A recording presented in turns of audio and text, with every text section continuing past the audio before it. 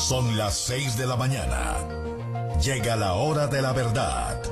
Para pensar y analizar las noticias de Colombia y el mundo. La hora de la verdad. En la red de Radio Red RCN. Con Fernando Londoño Hoyos.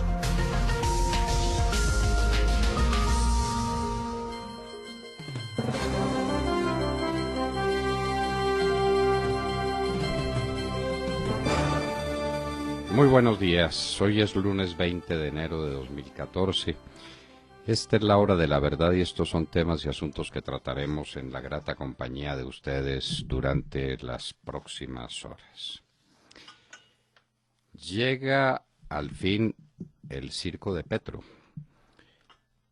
El Tribunal Administrativo de Cundinamarca, mediante sentencia de consulta, no de un simple auto, declaró con decisión que hará tránsito a cosa juzgada y que por lo pronto es obligatoria.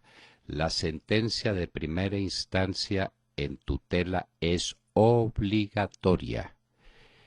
Que el Procurador General de la Nación, Alejandro Ordóñez Maldonado, sí es competente para investigar, juzgar, condenar disciplinariamente a funcionarios de elección popular. El tema queda resuelto y Petro será destituido si es que en una segunda instancia no se revoca esta decisión del Tribunal de Cundinamarca. Por lo pronto, la decisión está tomada y es firme. Y la segunda instancia no llegará antes de que el presidente Santos tenga que manifestarse sobre el particular. Se acaba el circo. Resuelto el tema y resuelto con valor de cosa juzgada. El Tribunal de Cundinamarca decidió.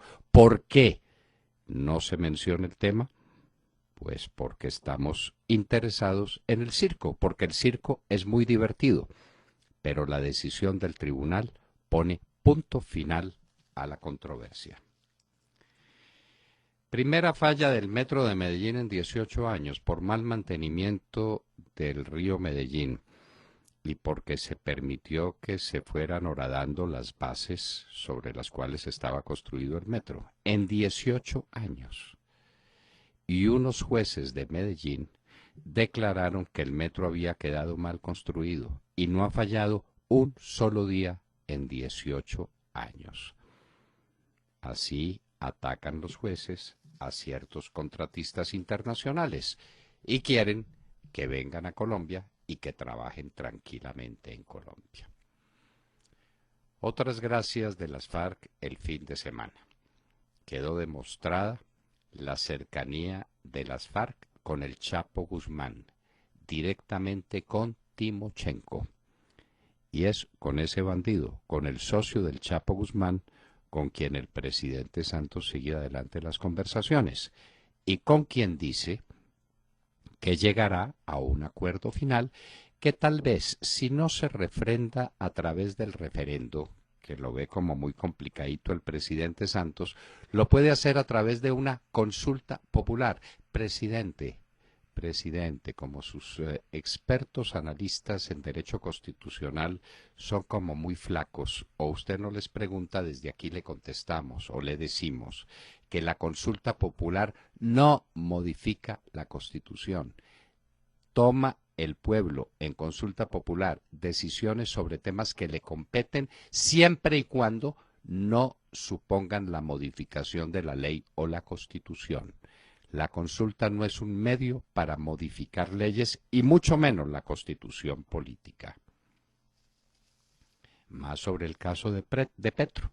Ahora aparece otro de los abogados de Petro, que no es Iguarán, que es el íntimo amigo del magistrado que tomó la decisión de la suspensión provisional y que es íntimo amigo y compañero también de pupitre del gerente del acueducto que nombró en el acueducto a la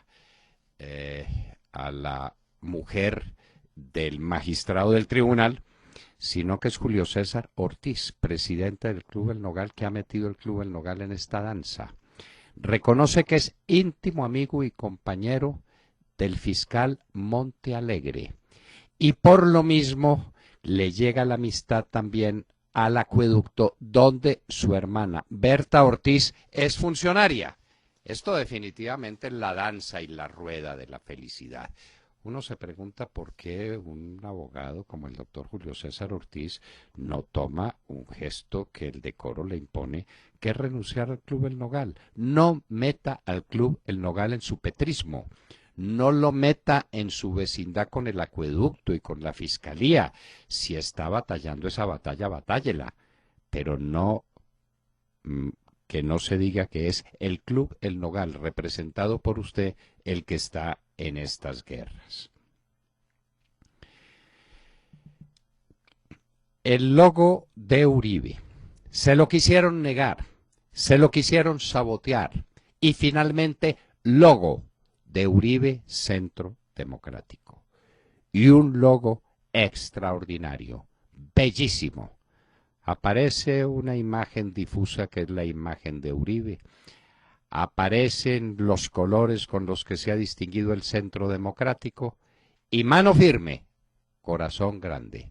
Cualquiera en Colombia sabe de quién es la mano firme y de quién es el corazón grande. Con el logo de Uribe vamos los colombianos a las elecciones del 9 de marzo, a darle al país una nueva esperanza. En Egipto, aprobado referendo con el 98% de los votos. El problema es que no participaron en la elección sino el 39% de los electores potenciales. Eso le quita, pues no legitimidad jurídica, porque de todas maneras el referendo fue convocado, sino que le quita poder popular, respaldo político. Pero el 98% de los electores votó sí al referendo. Volvamos a Colombia. El Mira, otro partido en dificultades. Y esta vez por una mezcla que no nos gusta en ningún caso y en ninguna circunstancia. Cuando hemos hablado de historia, nunca hemos aplaudido lo que ha sido la mezcla de la religión y la política. Esa es una mezcla que no conduce a nada, esa es una mezcla indebida, esa es una mezcla peligrosa, esa es una mezcla ideológicamente equivocada. La religión es para otra cosa, la política tiene lo suyo, al César lo que es del César, a Dios lo que es de Dios. La política hecha desde los púlpitos de la Iglesia Católica o de las iglesias protestantes o del Islam ha sido siempre una mala experiencia para la humanidad porque está intrínsecamente equivocada. El partido Mira está en su mala hora y seguirá en ella porque se metió en una mezcla indebida, la mezcla de la política y de la religión. Nuevo éxito de la Fuerza Aérea Colombiana en Arauca. Parece que hay 11 muertos de la guerrilla y probablemente un cabecilla importante. Sin embargo, las tropas de tierra no han podido llegar. Lo de siempre, la Fuerza Aérea Colombiana es la que lleva todo el peso de la guerra. La infantería, quietecita, llega a apoyar cuando todo está consumado. El presidente Obama y la marihuana ha resuelto igualar la marihuana al cigarrillo o al alcohol, porque en los Estados Unidos hay mucha marihuana sembrada, entonces la marihuana ya no tiene problema. Nos equivocamos pues persiguiendo la marihuana. Esto como es. El presidente Uribe, inmensos éxitos en Villavicencio, en Granada, en el departamento del Meta, la encerrona de Tunja. Qué curioso. Lo llevaron a conversar con unos supuestos campesinos en Tunja. No eran tales campesinos, sino unos muy avesados contradictores del presidente Uribe. No sabemos si santistas o de otro partido. Ahí sacaron al principal contradictor y tenemos más facha de campesinos nosotros que él. Pero en ninguna parte del país ha aparecido la televisión. Cuando Uribe se reúne con centenares, millares, decenas de millares de gente a lo largo del país, no hay un registro de televisión. En el único sitio donde iba a haber 4 silbidos contra el presidente, de 4 gatos que estaban en la plaza de Tunja, estaba la televisión. ¿Quién organizó esa encerrona? ¿Quién llamó a la televisión? ¿Cómo es esa mezcla de televisión y de política? Y si la mezcla existe, que se diga, y no hay problema ninguno. Canal de televisión tiene todo el derecho a decir de qué lado está. Pero que está haciendo política en este caso, ese canal de televisión, no hay duda. El cartel de la reelección de los congresistas. Ya salió la lista. El 65% de ellos aspira a la reelección. ¿Será que el 35% no? Ah, no. Es que el 35% restante está lleno de sus parientes, de sus esposas, de sus hijos, de sus hermanos. Es decir, todo el Congreso va a la reelección. El único aire nuevo, lo único distinto, lo único que supone un cambio fundamental en el país, es la lista de Uribe Centro Democrático. No más, llena de gente joven, de gente distinta, de gente con ideas renovadoras, de gente eminentemente capaz. Los demás son exactamente los mismos, los que el pueblo colombiano detesta, desprecia, los que considera la causa de la mayor parte de sus males. Santos, en un reportaje en El País, un órgano izquierdista de España que le hace casi un libro sobre un reportaje, en el que dice muchas cosas, como lo de la consulta popular, que es un nuevo invento, un nuevo mal invento desde el punto de vista constitucional, como ya dijimos. Y ahora, entonces resulta que se imagina a los miembros de las FARC en el Congreso. Esa es su ilusión, esa es su gloria. Tener a Márquez y a Timochenko en el Congreso es su obsesión. Definitivamente está trastornado el presidente Santos. Eso supone, entre otras cosas, que no habrá castigo para estos delincuentes. La paz en Siria. Asistirán los opositores, pero en el exilio, a la reunión de hoy, 20 de enero. Las conversaciones con Irán. ¿Les soltarán recursos? Perdón, la del 20 de enero es la reunión de Irán, es hoy. La de Siria es para más adelante. ¿Les soltarán recursos a Irán? No se les olvide qué es lo que Irán quiere. Su plata y que le permitan restablecer su producción petrolera. La oposición en Ucrania, ahora con bombas. 50 muertos en República Centroafricana, 20 militares muertos en Pakistán, 200 delfines acorralados por pescadores japoneses. Putin, su ley antihomosexual y los Juegos de Invierno. Y en Hoy en la Historia recordaremos un gran escritor y un gran libro, George Orwell, 1984. El libro que se anticipó a la descripción de las grandes tiranías de nuestro tiempo. De todo esto y de mucho más hablaremos con ustedes en las próximas horas, en la Hora de la Verdad. Buenos días a todos. Bueno, hay que hablar definitivamente de la entrevista que el presidente Juan Manuel Santos le concedió al periódico El País de España. Una larguísima entrevista llena de lugares comunes y en las que el periodista pues estaba casi extasiado con su entrevistado. El presidente más anglosajón del país, más anglosajón de América Latina, dice este señor. Bueno, en eso tiene, perdóneme Montserrat, en eso Sí. tiene un poco de razón, porque el presidente Santos vivió becao 10 años, por la sí. Federación Nacional de Cafeteros en Londres durante muchísimos años, sin hacer nada. Iba dizque a manejar las cosas del Pacto Mundial del Café. Fue a pasear a Londres durante años y años. Se volvió muy anglosajón, pues uno en Londres tantos años sin trabajar y sin hacer nada. Entonces se tiene que volver anglosajón. Perdóneme la interrupción y siga. No, para nada. Es más, aprovechó esos años para aprender ese inglés exquisito, dice el periodista, dice, su inglés exquisito suscita siempre envidias. Eso es lo que dijo el periodista que le hizo la entrevista.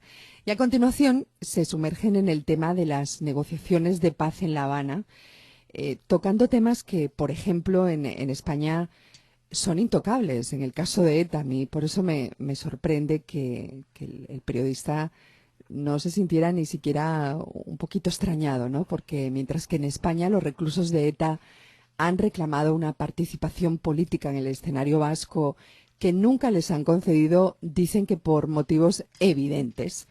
Dicen en España, pues el presidente Juan Manuel Santos le dijo al periódico El País de España que se imagina a los representantes de las FARC sentados en el Congreso.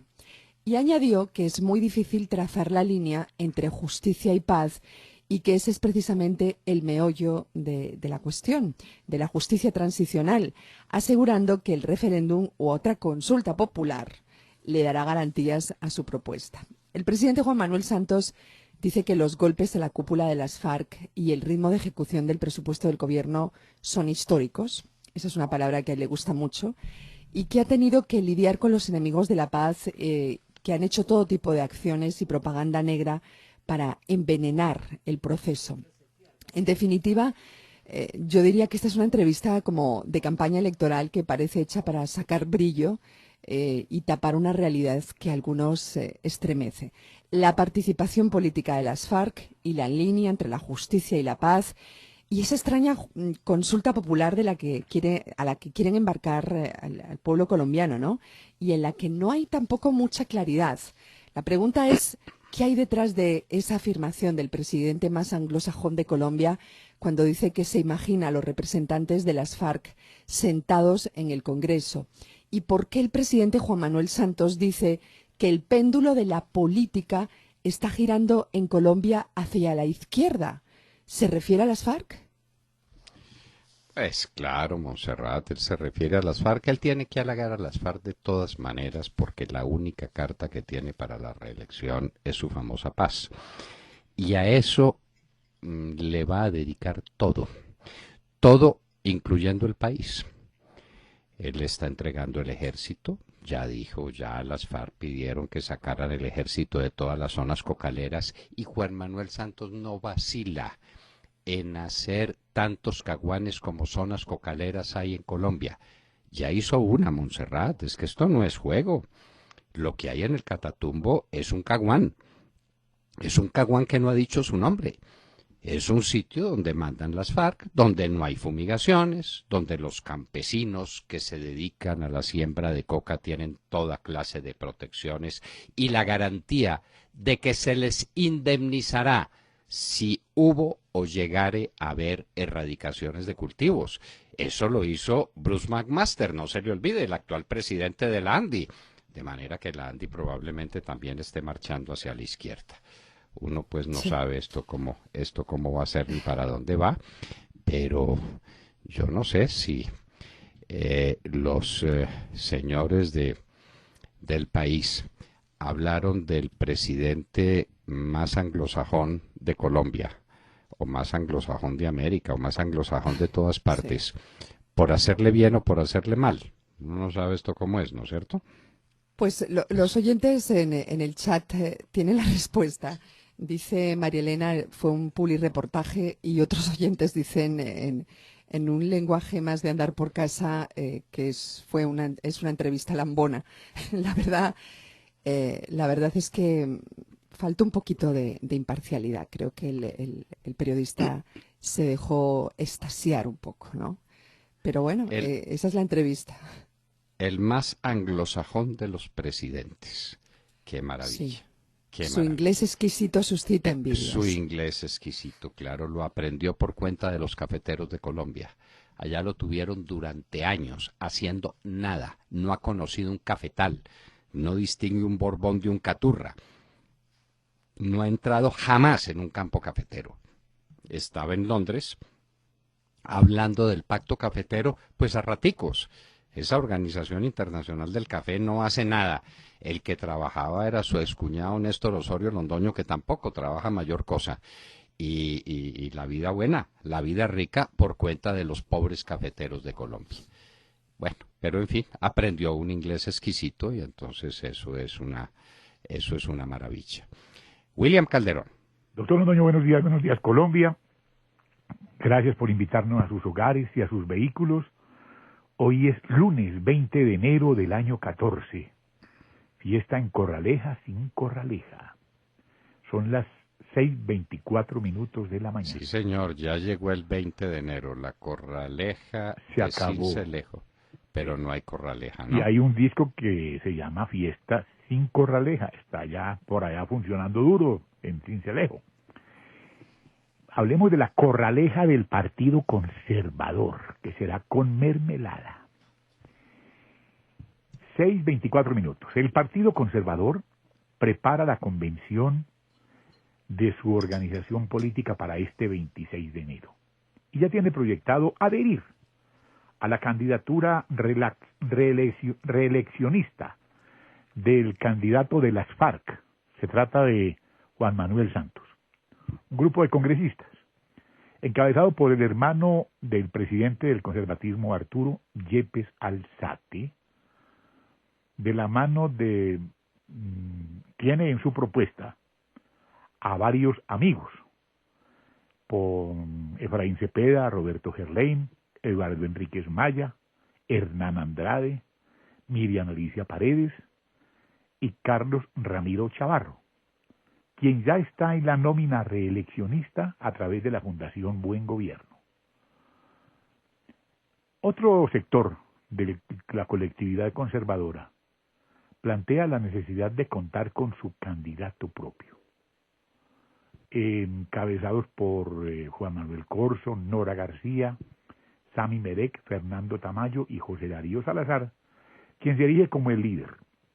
Así las cosas, Arturo Yepes quiere trasladar el modelo que impusieron en Caldas, cuando en compañía del legendario senador Víctor Hernán Barco y de la mano de don Ferney Tapasco, lograron liberalizar el otrora departamento modelo, meca del conservatismo colombiano.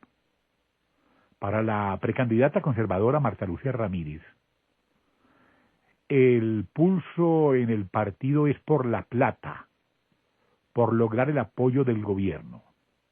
Santos le está metiendo la mano al partido, comprando el apoyo de los congresistas, aseguró la exministra Ramírez. Por otro lado, se conoce del enlace que existe entre el senador Opita, el mermelado Chavarro y Juan Mesa.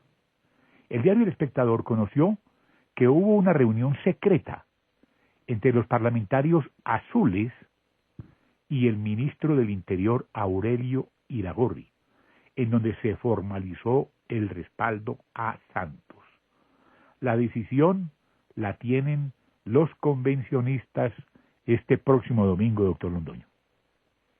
Sí, yo aquí tengo pues el documento del computador de Palacio, donde están las mermeladas de cada uno de esos congresistas. Digamos, Hernán Andrade tiene 17 cargos en total, 3 en el supernotariado, 3 en el IS, 4 en aeronáutica civil y otros varios.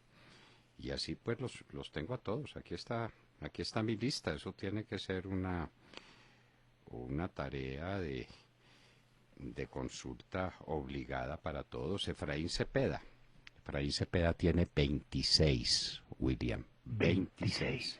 Sí, señor. 4 en el IS, 12 en el Banco Agrario. El Banco Agrario por cuenta de Efraín Cepeda. Del Fincho. Del Fincho Cepeda. Sí, del Fincho, no le digamos. Del Fincho. Sí. Bueno, y entonces la cosa sigue. Esto es sencillamente pues la relación de la infamia. Carlos Ramiro Chavarro, decía usted, ¿no es cierto? Sí. Tiene 15, entre ellos 5 del Banco Agrario, es decir, al Banco Agrario se lo tomaron. Y por supuesto lo van a quebrar. Ya va a ver que en un ratico está quebrado el Banco Agrario. Pues si no hay quien lo administre, si no es gente que está haciendo política ya. Bendito sea mi Dios. Bueno, ese es el Partido Conservador, ese es el Partido Conservador de Caro y Ospina, ese es el partido de tantas glorias. La mitad de la historia de Colombia pasa por el Partido Conservador, convertido en un pote de mermelada. ¿Mm? Y da dolor ver a los congresistas nariñenses en ese paseo también, doctor Londoño, encabezados por Eduardo Enríquez y No, por aquí tengo a Miriam Paredes y también. Miriam Paredes. Y está Luis Emilio Sierra, 16 cargos en total, que empiezan desde luego por 2 en el Banco Agrario. Parece que el Banco Agrario es La caja menor. La vaca lechera. Sí. La vaca lechera. En Positiva S.A., 3 en el IS. Maritza Martínez no es a la que usted se está refiriendo. Manuel Enrique Rosero no es del Partido Conservador, pero Miriam Alicia Eduardo Paredes. Enríquez. ¿Cómo? Miriam Alicia Paredes. Miriam Alicia Paredes, sí. 13 cargos en total. Ya. No está explicado en qué sitios, pero ahí está. Pues yo tengo aquí un documentico bien sobre cómo es toda esa mermelada y cómo se reparten la plata estos parlamentarios y cómo se reparten el país y cómo el gobierno nacional les entrega a cambio de adhesiones, les entrega jirones del presupuesto de Colombia, del presupuesto de todos. El país no está manejado por los mejores, sino por los mejor apalancados, por los congresistas. ¡Qué dolor! Sergio Gel. Doctor Londoño, muy buenos días para usted y para todos nuestros oyentes. Pues hoy amanecemos concentrados en el panorama internacional y sin lugar a dudas la noticia más importante del momento proviene de Teherán, en donde los técnicos del Organismo Internacional de Energía Atómica de las Naciones Unidas han confirmado que Irán suspendió su producción de uranio enriquecido, cumpliendo así con sus compromisos internacionales de suspender el enriquecimiento de uranio al 20%. Según se ha conocido, Irán no solo ha suspendido la producción de uranio, sino que también ha comenzado a mermar sus reservas del combustible nuclear y ha suspendido sus experimentos nucleares tanto en Natanz como en el reactor nuclear de Arak, dos de los más importantes del país. Toda esta situación, recordemos, se desprende del acuerdo alcanzado en Ginebra el pasado mes de noviembre entre Irán y el G5+1, es decir, entre Irán y los miembros permanentes del Consejo de Seguridad de Naciones Unidas más Alemania.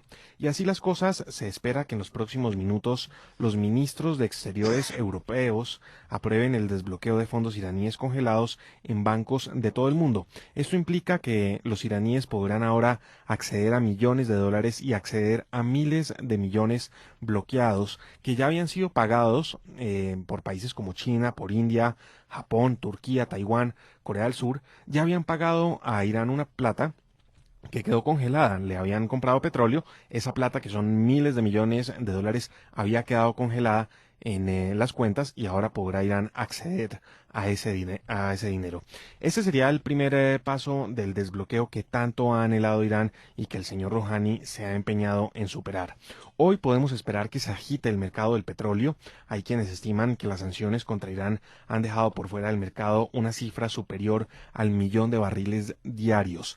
A esta hora, WTI y Brent cotizan a la baja en los mercados internacionales y tras conocerse esta información, lo último que llega relacionado con Irán, hay que destacarlo, esta vez noticia que llega desde Nueva York, es la invitación de Ban Ki-moon a Irán para que participe en la reunión de Ginebra del próximo miércoles en la que se busca una solución para la dramática situación que se vive en Siria. Irán es sin lugar a dudas el protagonista del día en el plano internacional. Se cumple con sus pactos y sus compromisos nucleares y esto por supuesto conlleva a que se levanten algunas de las sanciones que tiene ese país. Claro, lo que va a suponer más tarde o más temprano una producción adicional de petróleo muy importante, por lo que las perspectivas del petróleo no son muy favorables para los productores y sí más favorables para los consumidores, lo que deberá significar más tarde o más temprano una caída en los precios del petróleo. Y Colombia ahí, jugándose la carta de Ecopetrol. Ecopetrol figura en la lista de entidades colombianas que han perdido precio en el último año, figura en primer lugar.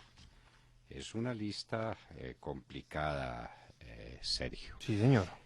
Sergio. Por ejemplo, estaba en Colombia, cuyos accionistas han perdido en un año 26.51%. La propia Bolsa de Valores de Colombia ha perdido 24.59%. Argos 18.23%. Ecopetrol, de luego, a la cabeza cerca del 40%. Éxito el 20% y téngase duro.